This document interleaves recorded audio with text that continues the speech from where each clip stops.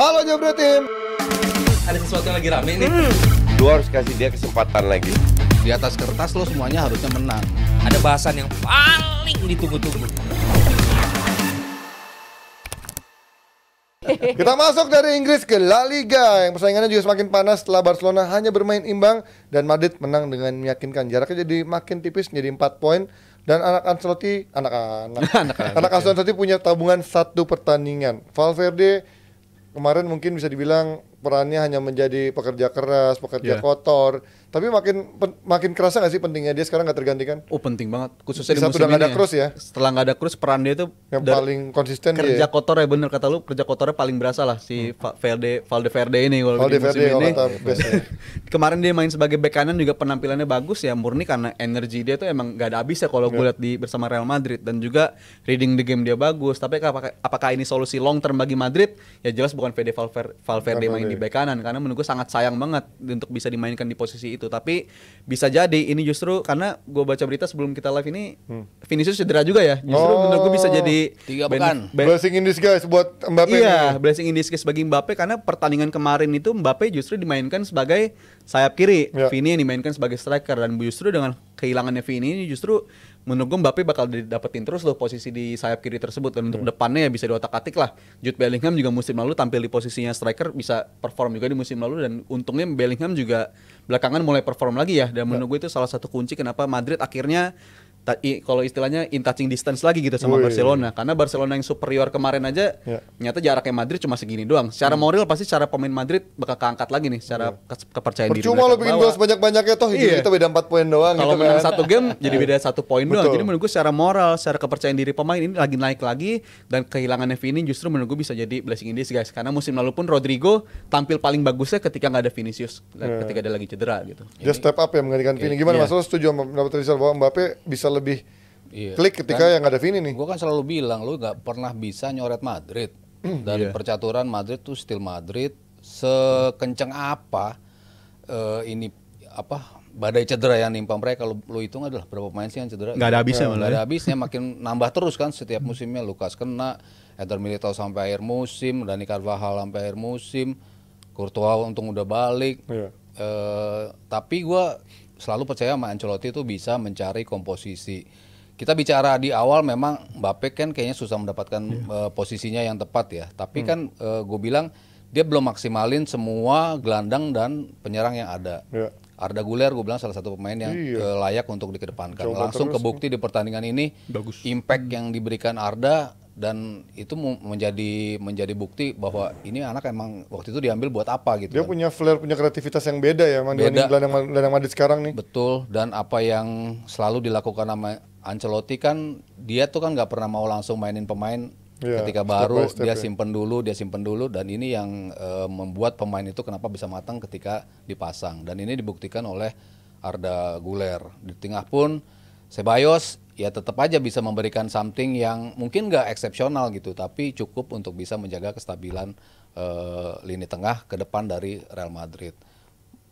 Pemain-pemain depannya ya tetap aja tetap Madrid. Berapa kali bola dikirim ke Mbappe selalu bisa bikin peluang, walaupun seringnya ketepis atau oleh kiper lawan, tapi artinya kan dia positioning, berlari, opening spaces, dan menciptakan peluangnya dia selalu on point gitu. Jadi gue tetap melihat Madrid sebagai tim yang kalau di awal musim gue menjagokan mereka yang menjadi juara ya.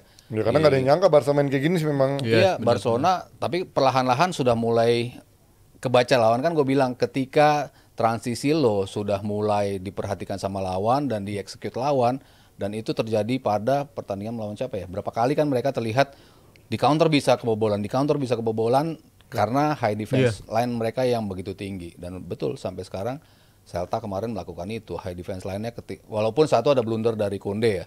Tapi selebihnya ya kelihatan ketika lo ditransisi dengan high defense line seperti itu, ini akan membuat lo bisa kalah. Dan ketika dia salah satunya lawan Red Star, mereka lawan si Espanyol sama lawan Madrid kan mereka menang gede gitu ya. Tapi kan gue udah bilang di sini mereka offside-nya banyak banget kan, sampai ada belasan mereka perangkap offside. Satu akhirnya bisa menjadi gol dari Espanyol. Habis itu si Red Star bisa bikin 2 gol dengan begitu tinggi. Ada satu yang dianulir juga di awal ya. Iya, itu kan kelihatan, orang udah tahu caranya gimana nge-crack, akhirnya mereka bisa mencetak gol. Sociedad akhirnya menghukum mereka dengan sebuah kekalahan. Dan kemarin Celta udah unggul 2-0 Barcelonanya, tapi akhirnya bisa dikejar menjadi 2-2. Itu pun dari skema serangan balik. Jadi ya gue rasa ini belum over sama sekali La Liga. Barcelona akan terus mencoba rotasi dengan para pemainnya, sementara Madrid rotasi yang dipaksakan karena pemain-pemainnya cedera. Tapi the man behind itu Ancelotti udah katam banget dengan cedera pemain, sehingga gue rasa dia bisa tetap menjaga tim ini di jalur juara. Dan kalau bagi Barcelona ya jelas seri rasa kalah sih ya pertandingan kemarin, karena udah unggul 2 gol menurut gue mahal banget gitu. 2 gol bisa kehilangan walaupun ada red card juga. Red card Iya kan habis red card itu baru kebobolan 2 kan. Momentumnya langsung anginnya berubah lah walaupun Kalau secara fans Barcelona bilang bagus. sih gara-gara si De Jong masuk. Perlu Gila scapegoat. lu. Langsung gak imbang, lini tengahnya langsung gak imbang. Karena setelah red card emang walaupun sebelum red card pun juga peluang-peluang dari Celta juga banyak juga ya, peluangnya tetap bisa menyiptain banyak, tapi ya jelas high defensive line Barcelona ini mulai agak karatan, ditambah faktor Lamine Yamal ketika nggak ada tuh Barcelona emang kelihatan banget. Betul. Secara peluang untuk menciptakan gol tuh beda banget lah ketika ada Yamal. Cuman Rafinha doang kelihatannya yang punya unsur tambahan dari sayap ya. Betul, untuk bisa ngebahayain lawan tuh Rafinha doang yang kelihatan, sedangkan pemain-pemain lain yang bisa menggantikan Yamal tuh belum kelihatan. Jadi menurut gua akan sangat krusial ketika Yamal kembali nanti, dan ya benar kata Mas Ado, persaingan masih panjang banget, dan menurut gua ini bakal jadi musim yang mana nggak kayak 2 musim sebelumnya lah, yang mana juara tuh bisa ditentukan dari 5 pekan terakhir, 4 pekan terakhir udah ada juara. Tapi untuk musim ini gua ngeliat Madrid bisa terus keep up dan bisa ngeganggu Barcelonanya Flick sampai akhir sih, karena ternyata dengan momentum yang katanya Barcelona bagus-bagusnya itu masih nggak jauh-jauh banget nyata Madrid ya. Dan menurut gue ini masih akan sampai akhir persaingannya bakal ketat begini menurut gue. Atau mungkin ini bakal jadi ke City Mas, 4 hasil yang nggak menang gitu, mungkin nggak udah mulai honeymoon period itu udah over loh, atau mungkin kata fans Madrid gitu. Buat Barcelona. Iya buat Barcelona.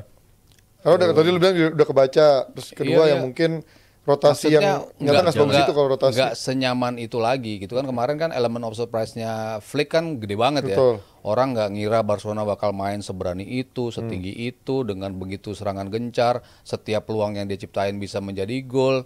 Ya. Tapi kan akhirnya nggak semua seperti itu. Kemarin Rafinha udah berapa kali berpeluang yang bisa dibilang emas gagal dia manfaatin. Lewandowski juga dapat beberapa peluang emas nggak bisa dimanfaatin. Jadi ya selama lo tetap memainkan kan ya milih-milih ya, kan gue bilang ya lo nggak ada masalah lah lo dengan main high defense, lo selama ini bagus, tapi ketika tim sudah bisa membaca lo itu, lo harus cari cara yang berbeda untuk bisa melakukan pendekatan terhadap setiap game gitu.